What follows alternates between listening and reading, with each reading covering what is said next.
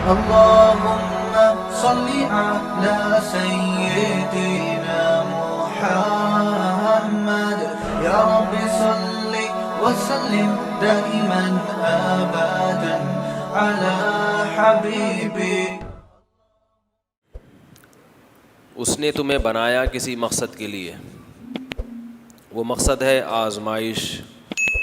لیبلوکم، وہ چاہتا ہے کہ تمہیں آزمائے، جانچے. ایکم احسن عملا، اور یہ دیکھے کہ تم میں عمل کے لحاظ سے اچھا کون ہے. اللہ کو سب پتہ ہے، لیکن امتحان میں ڈالے گا تو پھر جنت اور جہنم کا تصور درست ہوگا. اگر ایسے ہی بغیر امتحان کے اللہ کسی کو جنت میں ڈال دے اور کسی کو جہنم میں ڈال دے تو لوگ کہیں گے اللہ تو نے ہمیں آزمایا ہے نہیں، تو کیسے تو ہمیں جہنم کے حوالے کرتا ہے. پھر اللہ نے اپنی قدرت کے دلائل بیان کیے ہیں کہ میرا وجود ہے، میں تمہیں نظر نہیں آتا مگر میں ہوں. یہ جو لوگ ہیں میرے وجود کا انکار کرتے ہیں، ان کی باتوں میں مت آنا. ما تری فی خلق الرحمن من تفاوت، تمہیں رحمان کی تخلیق میں کوئی عیب نظر نہیں آئے گا. فرجع البصر، بار بار نگاہ اٹھا کے دیکھو. کرتینی، بار بار دیکھو. ینقلب الیک البصر، تمہاری نگاہیں واپس لوٹیں گی تمہاری طرف. خاسئا، ذلیل ہو کر. وہو حسیر، اور وہ تھک چکی ہوں گی. یعنی عیب تلاش کرنے میں، نقص تلاش کرتے کرتے کرتے تم تھک بھی جاؤ گے اور رسوا بھی ہو جاؤ گے، لیکن تمہیں اس کائنات میں عیب نظر نہیں آئے گا. اگر یہ کائنات ایک اتفاقی حادثہ ہوتا یا اس کائنات کو چلانے والا، اس کے نظام کو برقرار رکھنے والا کوئی قادر مطلق بادشاہ نہ ہوتا تو یہ عیوب سے بھری ہوئی ہوتی، بے تکے کام ہو رہے ہوتے یہاں پہ. آپ کہہ سکتے ہیں کہ ہمیں تو ابھی بہت سارے کام ایسے لگتے ہیں جن کی کوئی لاجک نہیں ہے. بعض دفعہ بارش ہوتی ہے تو ہوئے چلی جا رہی ہے، کیا خیال ہے؟ نہیں ہوتی تو قحط پڑ جاتا ہے، لوگ ہلاک ہو جاتے ہیں. یہ تو بظاہر عیب ہے.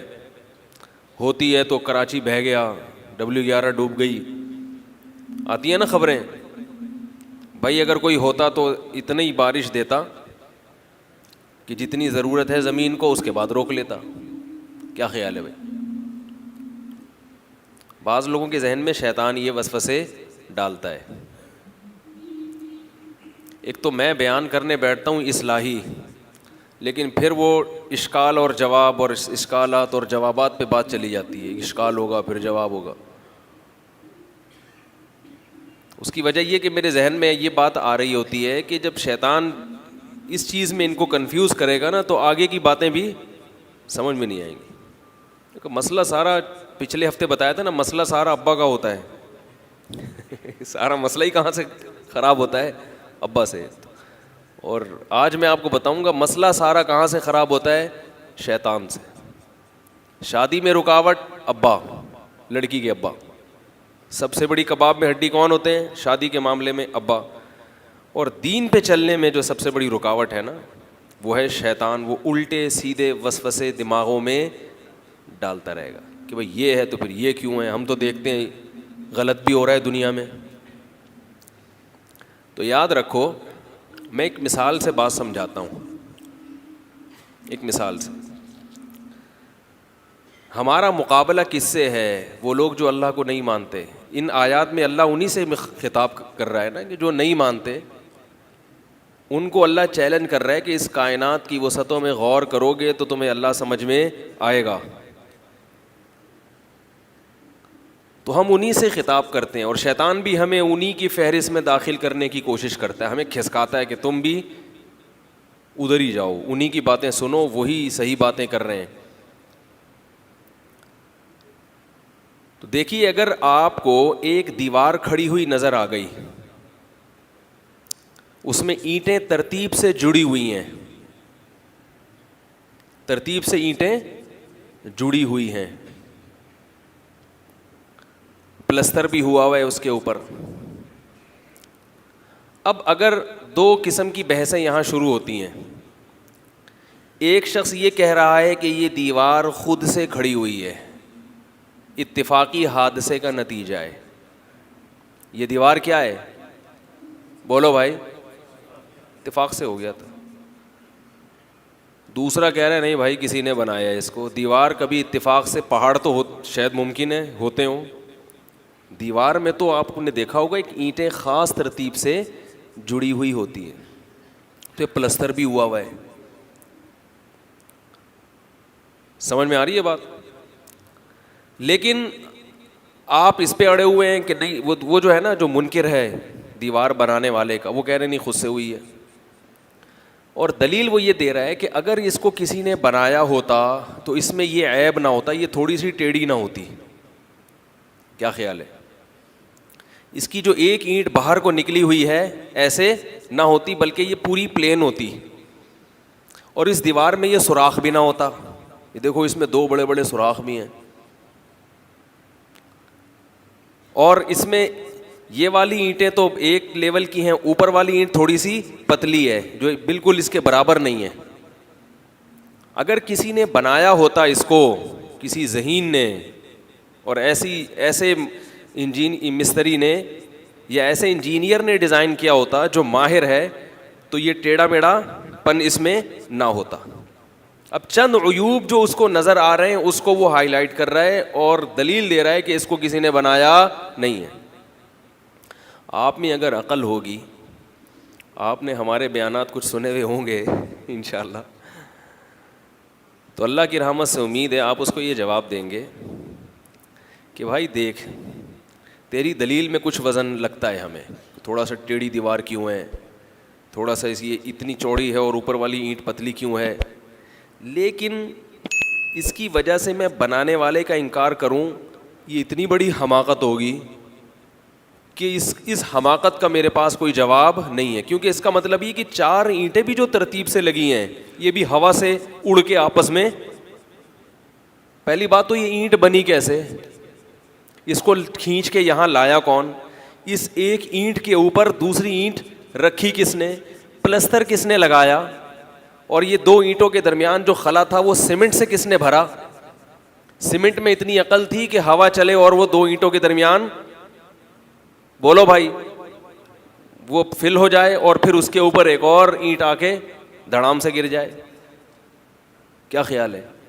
تو آپ یہی کہو گے بھائی یہ خود نہیں ہوتا, خود ہوتے تو ایک ریت کا ڈھیر جمع ہو جاتا.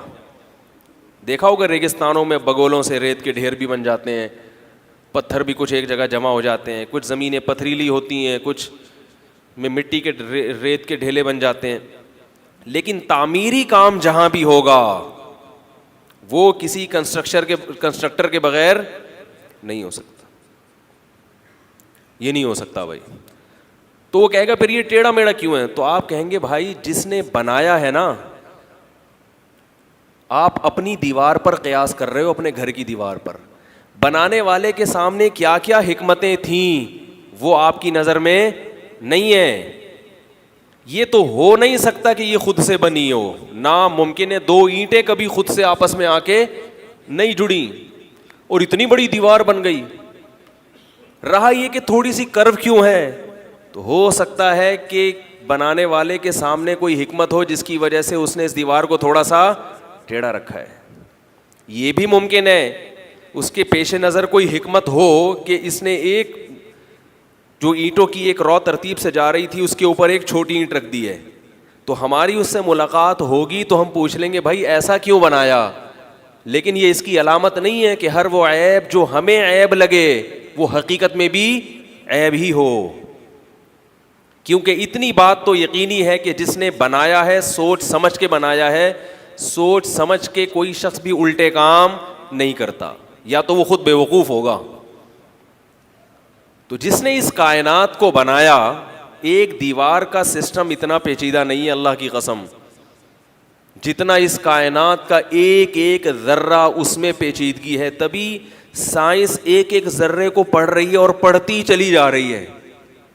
ذرے جو ہے نا, ایک ایٹم, ایک مالیکیول, اس پہ پوری پوری کتابیں ہیں. یہ ہے کیا؟ بیکار چیزوں پہ جس میں کوئی ڈیزائننگ نہیں ہوتی کوئی کتاب لکھتا ہے؟ آپ کسی کو پتھر پکڑا دیں اس پہ کتاب لکھو گے, اس پہ کیا لکھیں کتاب بھائی؟ کوئی عمارت بتاؤ.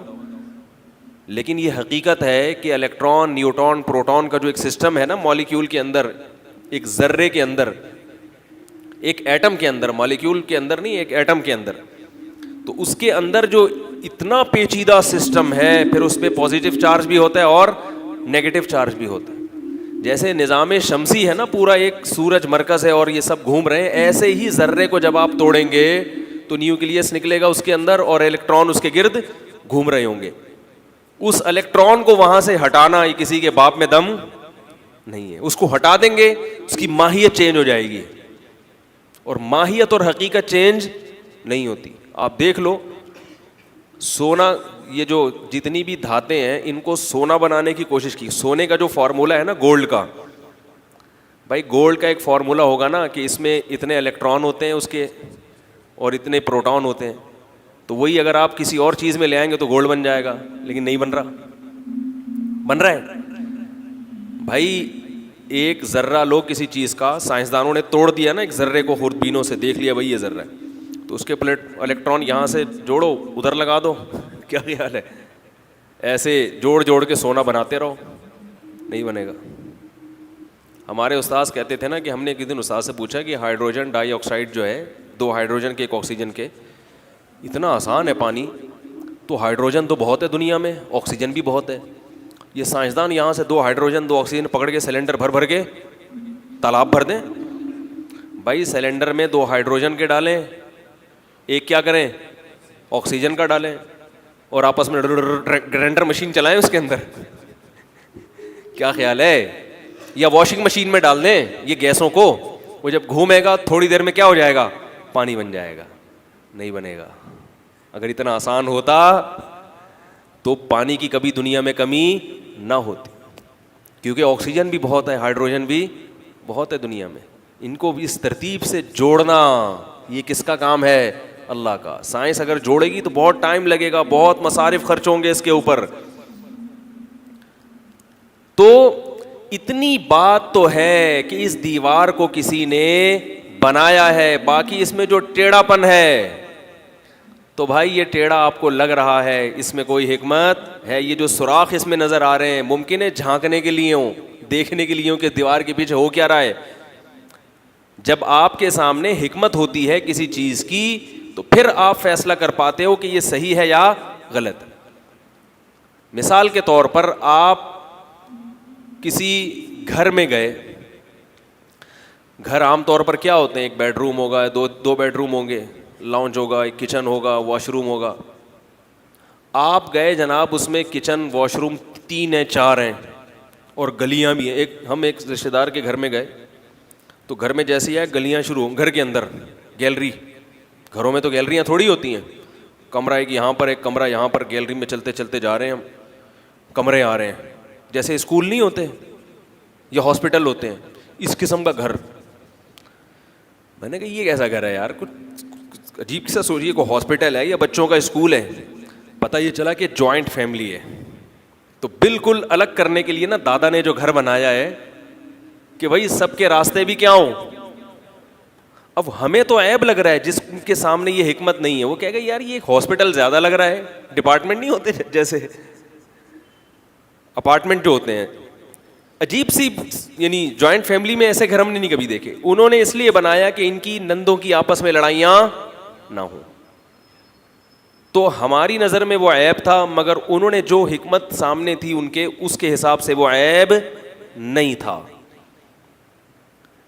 تو اس کائنات کی وسعتوں میں آپ غور کریں گے, اگر کوئی چیز آپ کو عیب دار نظر آ رہی ہے تو آپ کسی عقل مند سے پوچھیں گے, وہ آپ کو بتائے گا یہ آپ کو عیب لگ رہا ہے, حقیقت میں یہ عیب نہیں ہے, اس کے پیچھے بہت ساری حکمتیں ہیں, مصلحتیں ہیں. مثلاً یہ جو بارش ہوتی ہے بے تحاشا ہوتی چلی جاتی ہے, اور کبھی بعض دفعہ کیا ہو جاتا ہے, قحط پڑ جاتا ہے.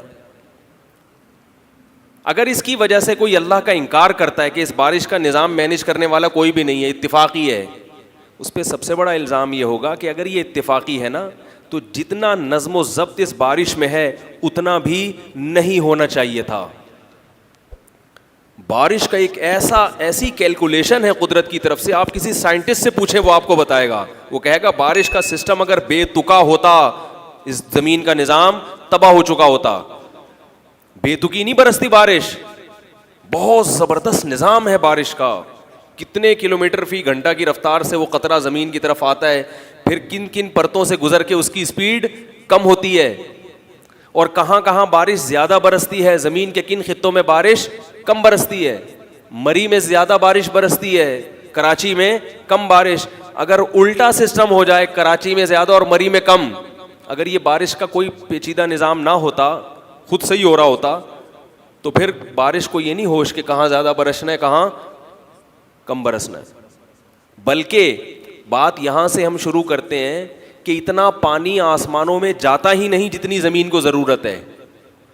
کیوں نہیں جاتا؟ زمین کو کیا پتا تھا کہ مجھے سیراب ہونے کے لیے اتنا پانی چاہیے کہ میں جتنی ہوں اس سے 3 گنا بڑا سمندر چاہیے مجھے. یہیں سے بات حیرانگی والی شروع ہو جاتی ہے. دیکھو آپ کہیں قیام کرتے ہو, جتنے افراد وہاں رہیں گے آپ کو اس حساب سے ٹینک چاہیے ہوتا ہے نا. ابے یار کیا مصیبت ہے یار, بھائی آپ کہیں کرائے کے گھر پہ رہو, 25 افراد ہو تو, اور آپ نے ایک فائبر کی ٹینکی چھوٹی سی لا کے رکھ لی چھت پہ. بے وقوفی اور حماقت کی بات ہوگی نا, یہ اس کی علامت ہوگی یہ ٹینکی رکھی نہیں گئی ہے, ہوا سے اڑ کے آ گئی ہے, پڑوسیوں کے گھر سے گری ہے. کیونکہ خود لائی ہوتی تو 25 افراد کو دیکھو, اور یہ چھوٹا سا کولر لا کے رکھ لیا. 25 افراد جہاں بھی رہیں گے تو پہلے زمین میں اتنا بڑا ٹینک بنایا جائے گا. سب سے پہلی ضرورت کیا ہے؟ پانی کی.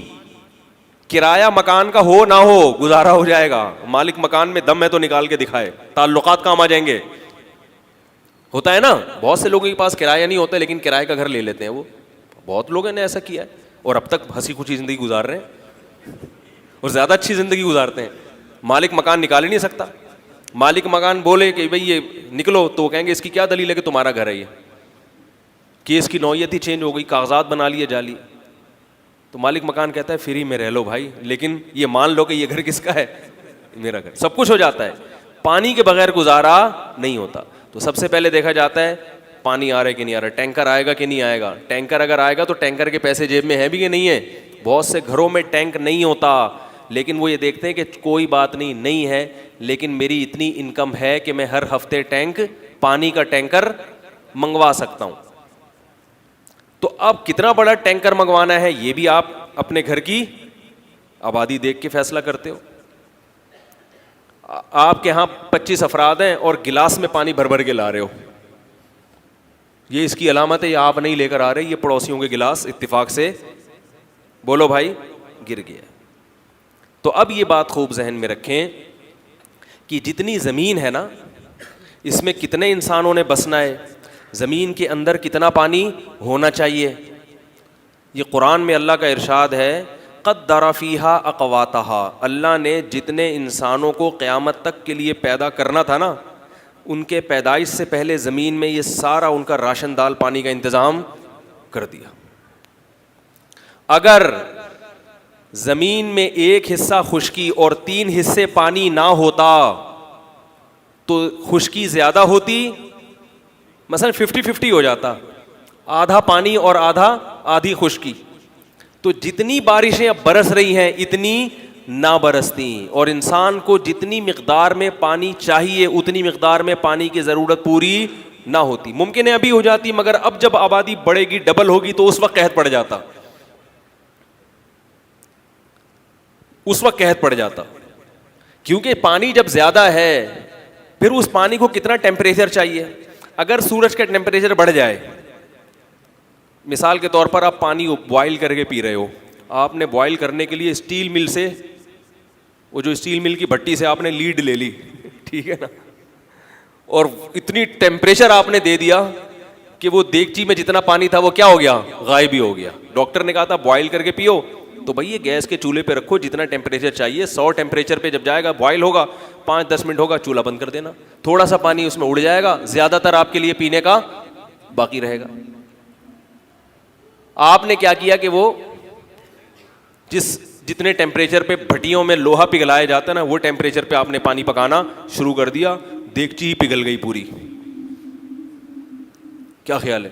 تو ایک خاص ٹیمپریچر چاہیے. وہ ٹیمپریچر سمندر کو کون دیتا ہے؟ سورج. اس ٹیمپریچر سے اگر زیادہ ہو جائے تو سورج کا جو سمندر کا پانی ہے وہ بھاپ بن کے زیادہ اڑنا شروع ہو جائے گا. زیادہ اڑے گا تو ہم ہر وقت نہاتے ہی دھوتے ہی رہیں گے. ٹھیک ہے نا, ہر وقت پانی میں, کیونکہ اتنا پانی برسے گا, اتنا پانی برسے گا کہ افورڈ نہیں کر پائیں گے. وہ ٹیمپریچر اگر کم ہو جائے تو جتنا بادلوں کو پانی چاہیے اتنا پانی بادلوں کو نہیں ملے گا. خاص ٹیمپریچر ہے, اتنی مقدار میں پانی بنے گا, اتنی مقدار میں برسے گا, اور اتنی مقدار میں زمین میں جذب ہو جائے گا, اور اتنی مقدار میں سمندر میں واپس چلا جائے گا. پورا ایک سسٹم ہے, اس پہ سائنسدانوں کی کتابیں ہیں. ایک سائنٹسٹ نے کہا کہ اگر صرف یہ سائنٹسٹ مسلم نہیں تھا, غیر مسلم, اس نے کہا کہ اللہ کی قسم, گاڈ کی قسم, کہ بارش کا نظام اتنا پیچیدہ ہے اور ایسا مینٹین کیا ہوا ہے اس کو قدرت نے کہ یہ خود سے بن ہی نہیں سکتا, یہ خود سے یہ نظام وجود میں آ ہی نہیں سکتا. اسے چلانے والا کوئی بہت ذہین اور بہت قادر مطلق ذات ہے جس نے اس نظام کو بنایا ہے. ایک پروگرام ہے جو اللہ نے بنا کے نا اس زمین میں انسٹال کر دیا ہے, وہ اس پروگرام کے تحت یہ بارش ہو رہی ہے. یہ اتفاقی نہیں ہے کہ خود سے شروع ہو گیا. تو پانی کی کوانٹٹی زمین میں کتنی ہونی چاہیے تھی, اسی حساب سے کوانٹٹی ہے پانی کی. پھر ٹیمپریچر کتنا ملنا چاہیے تھا, اسی حساب سے. پھر وہ جو جب پانی آسمان کی طرف جائے گا بادلوں میں, تو اب اس پانی کو ٹریول کر کے جانا کہاں زیادہ ہے اور کہاں کم جانا ہے.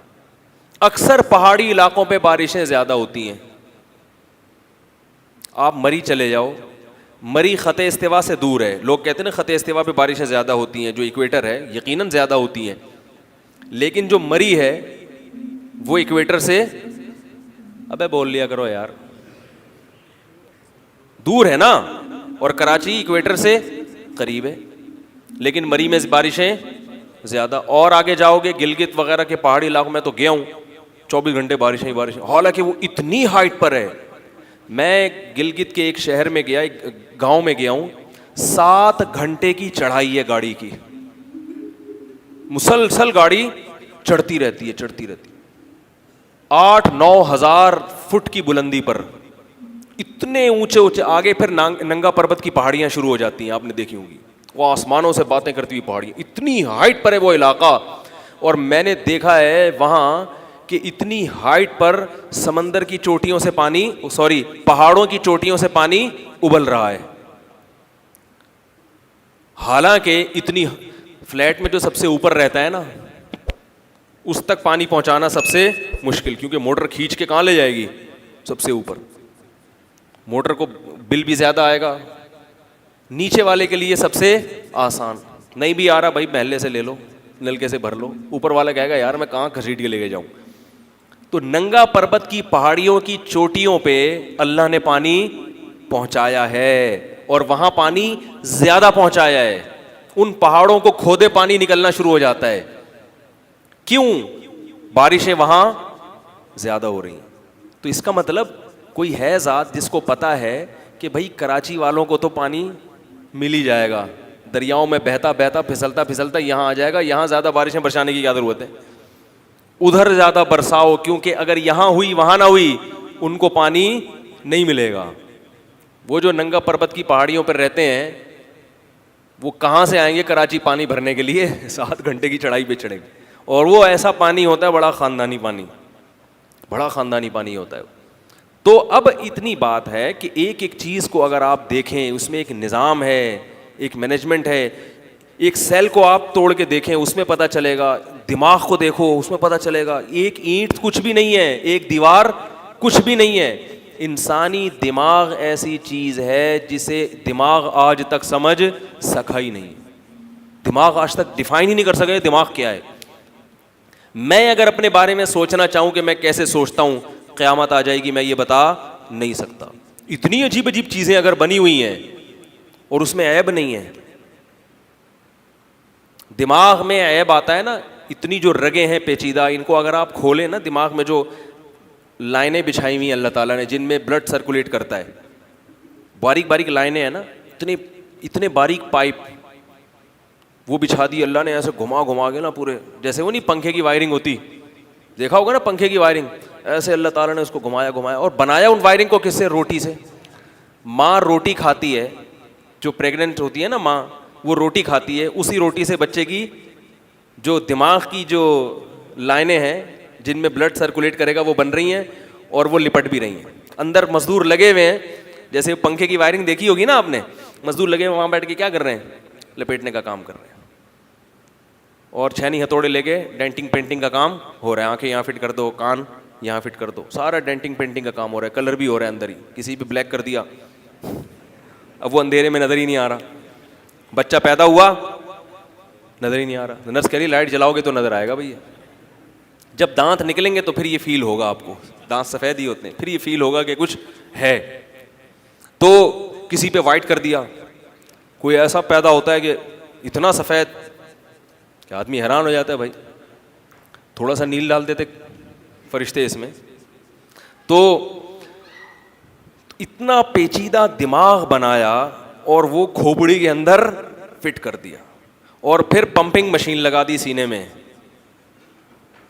وہ مشین کیا کرے گی؟ بلڈ کو پمپ کرے گی اور وہ دماغ کی رگوں میں گھومے گا. کہیں بھی بلاکیج نہیں ہے اس میں, کہیں بھی بلاکیج نہیں. یہ اتفاق سے بنا ہوتا تو 5-6 جگہ سے تو ٹوٹا پھوٹا ہوتا نا. کیا خیال ہے بھائی؟ کہیں سے تو مسئلہ خراب ہوتا, کہیں الجھ گئی ہوتی. اتفاق سے کسی کا ہو جاتا ہے, وہ اللہ اپنی قدرت کو ظاہر کر دیتے ہیں. لیکن اور وہ اتنی لمبی رگیں کہ یہاں سے کھینچ کے لے کے جاؤ تو چاند سے لپیٹ کے واپس زمین میں لے آؤ.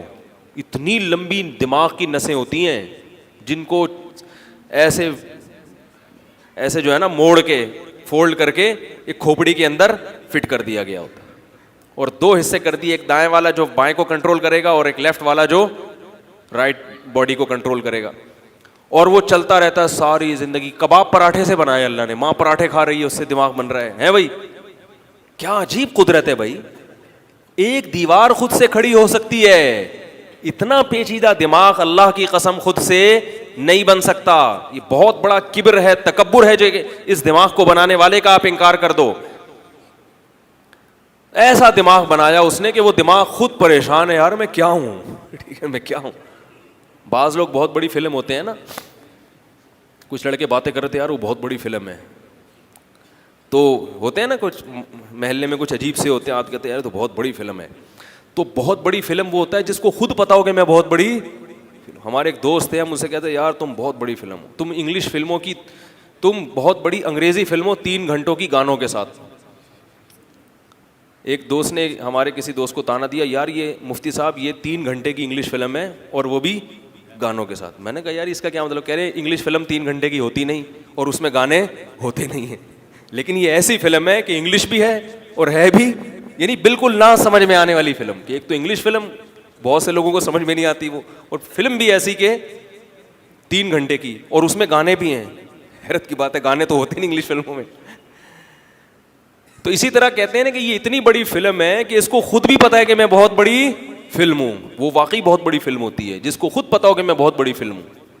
کچھ لوگ خود کہہ رہے ہوتے ہیں نا تجھے پتہ نہیں میں کتنی بڑی فلم ہوں.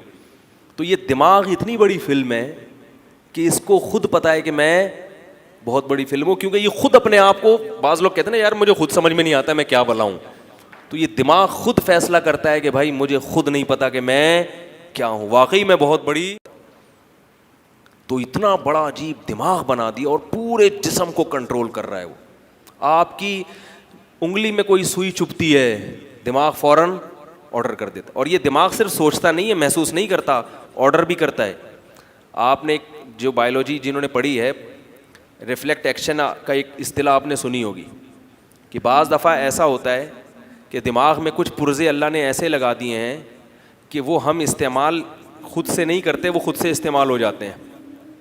دیکھو میں جو جتنی باتیں کر رہا ہوں سوچ سوچ کے بول رہا ہوں نا, یہ وہ ایکشن ہے جو میں اپنے اختیار سے کر رہا ہوں. کچھ ایکشن دماغ کے ایسے ہیں کہ جس میں دماغ آپ سے پوچھتا نہیں ہے, وہ خود سوچتا بھی ہے اور خود آرڈر بھی کر دیتا ہے.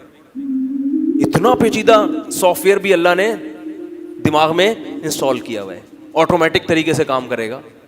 آٹومیٹک مشینیں بھی کیا خود بے ایجاد ہو جاتی ہیں, وہ کیا ہے؟ بعض دفعہ ایسے ہوتا ہے کہ جب کوئی حادثہ ہوتا ہے نا تو اچانک ایسا حادثہ ہوتا ہے ہمارے ساتھ کہ ہمارے پاس اس سے بچنے کے لیے سوچنے کا ٹائم نہیں ہوتا, دماغ خود آرڈر کر کے ہمیں دور کر دیتا ہے. سوتے ہوئے آدمی کے ہاتھ پہ استری رکھیں آپ, رکھنا نہیں. ایک مثال دے رہا ہوں کیونکہ ہو سکتا ہے اس کا وہ والا بیٹری لو ہو اس کی کیا یا وائرس آیا ہوا اس کے اس دماغ کے اس پورشن میں, تو ہاتھ جل جائے گا اس کا. آپ نے دیکھا ہوگا کہ انسان سو رہا ہوتا ہے, آپ کا سوتے ہوئے میں آنکھ کے ہاتھ آ گیا, یہ استری پہ ہاتھ آ گیا, آپ تو سو رہے ہیں آپ دوسری دنیا میں, لیکن ہاتھ آپ کا خود بخود پیچھے ہو جاتا ہے. کوئی چیز اچانک ہم پہ حملہ کرتی ہے, ہم اچانک پیچھے ہٹ جاتے ہیں, بعد میں ہمیں احساس ہوتا ہے کہ کسی نے ہم پہ حملہ کیا تھا. بلی کے دم پہ پاؤں آ جائے, بلی سوچتی بعد میں ہے, حملہ پہلے کرتی ہے, اس کو خود پتہ نہیں ہوتا, بعد میں اس کو تکلیف کا احساس ہوتا ہے, شروع میں اس کو تکلیف نہیں ہوتی. کیونکہ جب ہمارے جسم میں کوئی تکلیف دہ چیز پہنچتی ہے تو دماغ تک سگنل پہنچنے میں ٹائم لگتا ہے اور دماغ کی طرف سے آرڈر آنے میں ٹائم لگتا ہے. اب نارمل حالات میں تو یہی سسٹم کام کرتا ہے, لیکن جب اچانک کوئی ایسا حادثہ ہو جائے تو پھر اللہ میاں کو معلوم تھا کہ بھائی اچانک میں یہ فیصلہ کریں گے, سوچیں گے, مشورہ کریں گے, ٹائم اتنے میں ختم ہو چکا ہوگا. لہذا اس میں ایک ایسا سسٹم لگا دو کہ بھائی چھوٹی موٹے حادثے جو ہوتے رہیں گے وہ یہ دماغ سے پوچھے بغیر بھی کام خود بخود آٹومیٹک ہوتا رہے گا. یہ بھی ایسے ہی ہو گیا, ایویں پنجابی میں کہتے ہیں نا ایویں, تو یہ ایویں ہو گیا, خود بخود ہو گیا. ایسے کیسے ہو سکتا ہے؟ پھر آنکھیں ہیں, پھر دل ہے, پھر دماغ ہے, پھر جگر ہے, پھر پھیپھڑے ہیں. پھیپھڑوں میں آپ چھلنی, کیسی زبردست چھلنی لگی ہوئی ہے اس میں, کیسی زبردست چھلنی ہے پھیپھڑوں, گردوں میں, سوری پھیپھڑوں میں کہاں سے آ گئی چھلنی ہے؟ آپ لوگ بھی ہوں کرتے رہا کرو ہر بات. گردوں میں فلٹر کرتے ہیں کہ نہیں کرتے؟ جب آرٹیفیشل طریقے سے وہ فلٹر کا کام ہوتا ہے, جب ہاسپٹل میں, اس میں کتنا پیسہ لگتا ہے, کتنی بھاری بھرکم مشینیں ایجاد کی ہیں سائنسدانوں نے. کیا وہ مشینیں خود سے ایجاد ہوئی ہیں؟ تو گردوں کو دیکھ کر وہ مشینیں ایجاد ہوئی ہیں, ڈیالسائز کیا کہتے ہیں اس کو, ڈیالسس کر رہی ہوتی ہیں, تو وہ مشینیں گردوں کو دیکھ کے ایجاد ہوئی ہیں. ان مشینوں کے بارے میں تو خدا کا انکار کرنے والے کبھی نہیں کہتے کہ یہ مشینیں خود سے بنی ہیں, لیکن مشین نے گردے کو, جس سائنٹسٹ نے اس گردے کو دیکھ کر مشین بنائی, اس گردے کے بارے میں کیا کہتے ہیں کہ یہ خود سے وجود میں آیا. واہ بھائی واہ. جو اصل ہے, یعنی جاپان نے جو موبائل بنایا تھا وہ اتفاق سے بن گیا, اور چائنا نے جو کاپی کی ہے وہ چائنا نے کی ہے. کیسی عجیب بات ہے یا نہیں بھائی؟ جو اوریجنل ہے وہ تو ایویں, ٹھیک ہے نا, خود سے وجود میں آ گئی, اور چائنا کاپی کر رہا ہے تو وہ کاپی خود سے نہیں آئی ہے, وہ باقاعدہ کسی سائنٹسٹ نے کاپی کی ہے. تو اللہ کے بندو, جو گردہ اوریجنل ہے, جسے دیکھ کے خون صاف کرنے کی مشینیں ایجاد ہوئی ہیں, اس گردے کو دیکھا گیا ہے کہ یہ کس پروسیس سے کیا پروسیس ہوتا ہے اس گردے کے اندر, تو وہ گردہ خود سے کیسے, وہ کڈنی خود سے کیسے وجود میں آ سکتی ہے؟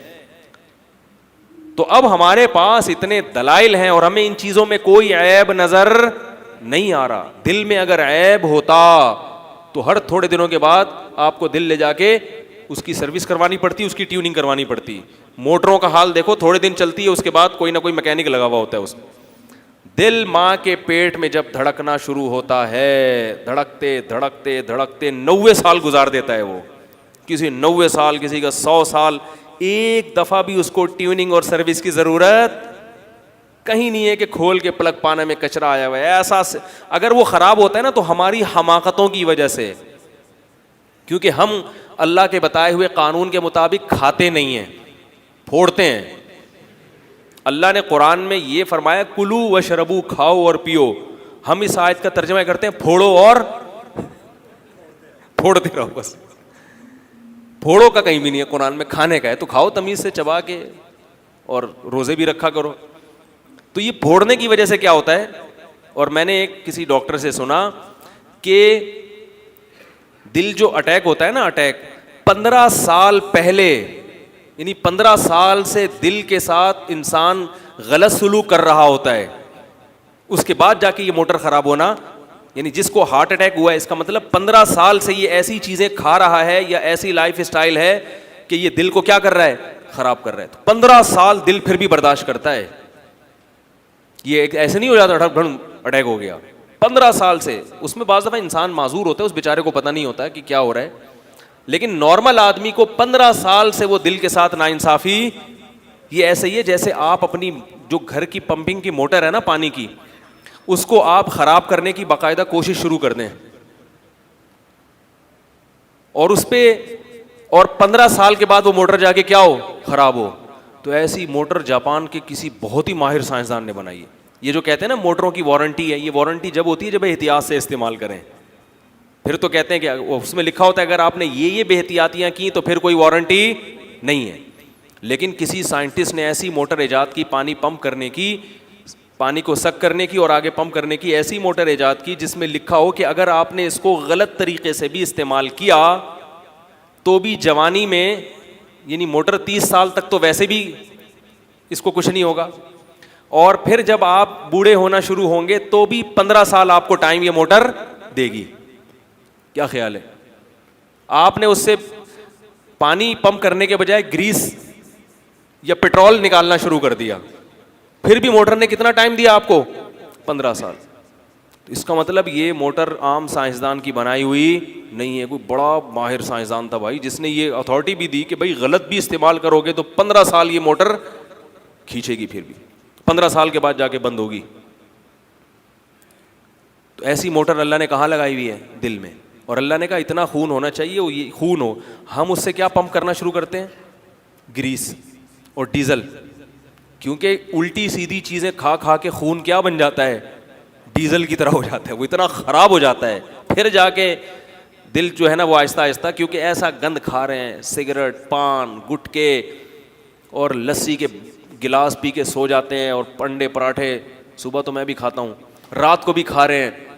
بھائی ہم اپنے آپ کو کیوں اس میں داخل کریں یار, کیا خیال ہے؟ اور چلو انڈے پراٹھے بھی کھا لیے کریں یار, رات کو بھی کھا رہے ہیں, 2 بجے کھا رہے ہیں, دعوتوں میں پھوڑ رہے ہیں, تو اس سے خون کے بجائے ڈیزل بننا شروع ہو جاتا ہے. وہ جو خون ہوتا ہے نا, بلڈ ٹیسٹ کرائیں تو اس میں اتنا کولیسٹرول نکلتا ہے, کالا خون, وہ ڈیزل ہی ہوتا ہے. 2 آدمی عجیب سے نا, بہت موٹے تازے عجیب سے, وہ چلے گئے خون دینے کے لیے. تو ڈاکٹر نے کہا بھائی یہ مجھے خون چاہیے, ڈیزل نہیں چاہیے. آپ ایسا لگ رہا ہے آپ کی شکل سے کہ آپ کی رگوں میں خون کے بجائے کیا دوڑ رہا ہے, ڈیزل دوڑ رہا ہے, شکل سے ایسا لگ رہا ہے. تو وہ خون ہمارا کیا بن چکا ہوتا ہے, ڈیزل.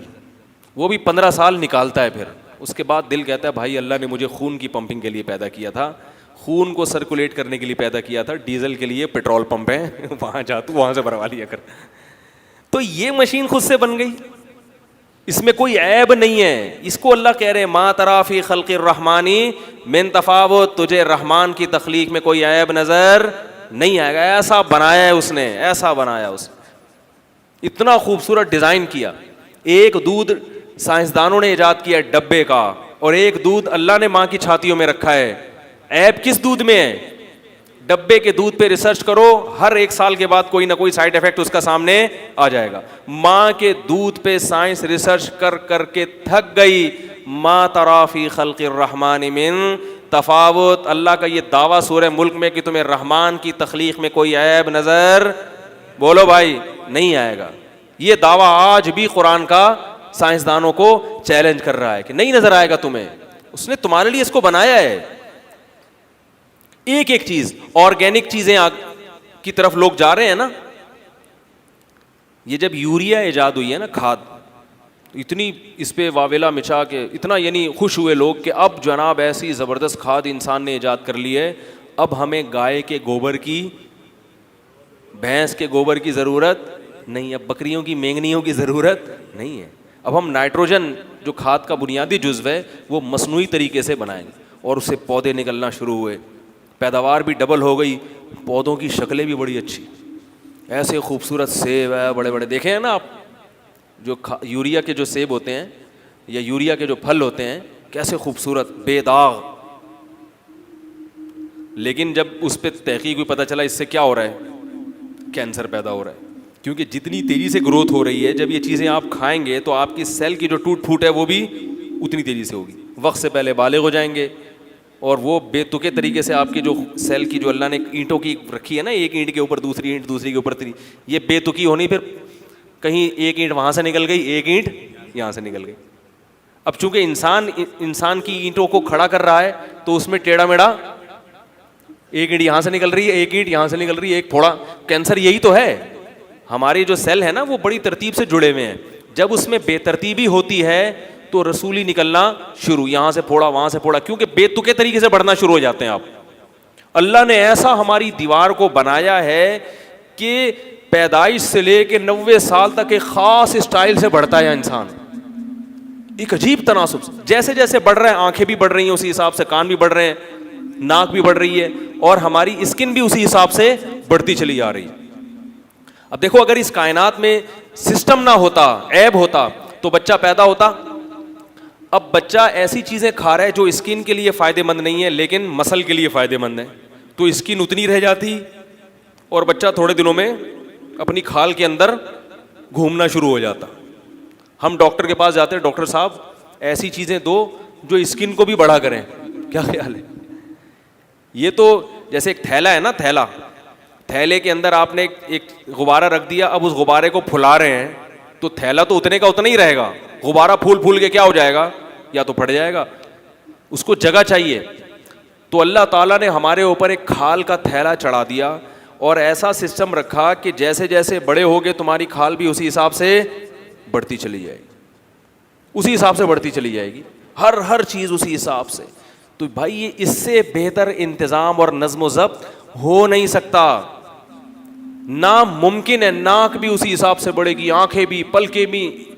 اور یہ جو اللہ کا سسٹم ہے نا کہ پھر بڑھاپا آنا شروع ہوتا ہے, یہ بھی اللہ کا ایک نظام ہے. تو میں اس طرف آتا ہوں جلدی سے کہ اب اگر ہمیں کائنات میں کوئی عیب نظر آ رہا ہے تو یاد رکھو یہ بنانے والے کی غلطی اور قصور نہیں ہے, یہ ہماری سوچ کی غلطی ہے کہ جو چیز عیب نہیں ہے ہمیں کم علمی اور کم فہمی کی وجہ سے وہ کیا لگ رہی ہے عیب.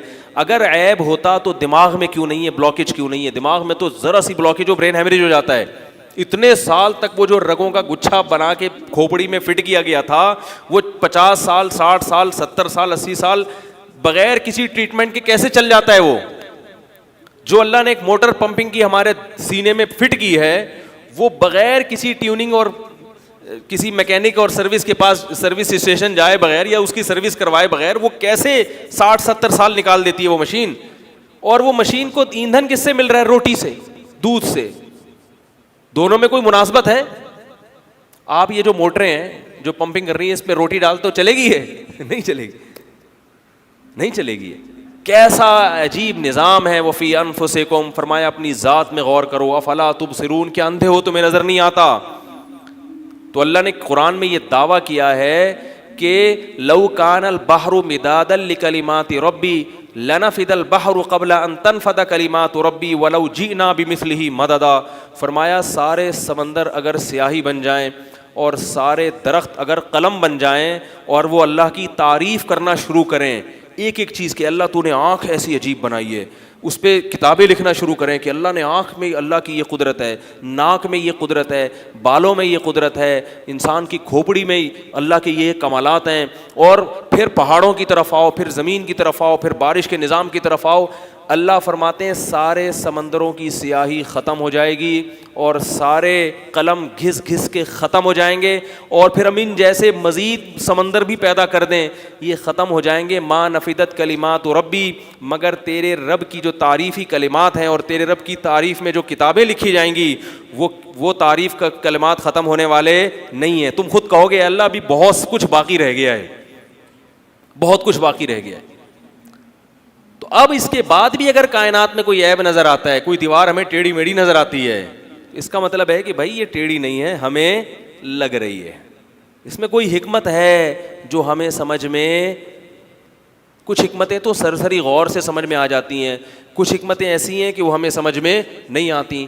تو اس کا مطلب یہ کہ بھائی ہماری سمجھ اتنی نہیں ہے کہ ہم ہر چیز کی حکمت سمجھ سکیں, کیونکہ ہم خدا نہیں ہیں. اس لیے یاد رکھو دہریے کا جو ایتھیسٹ لوگ ہوتے ہیں نا, خدا کے منکر, ان کے ہر اشکال کا جواب دینا نہ مسلمانوں کی ذمہ داری ہے اور نہ ہر اشکال کا جواب اللہ نے انسانوں کو بتایا ہے. اور ہر باطل فرقے کی یہ بات ہے, ہر باطل فرقہ جو آپ پر اشکالات کر رہے ہیں, اس اشکال کا جواب, اس اشکال کا جواب, اس اشکال کا جواب, ہر اشکال کا جواب نہیں ہوتا.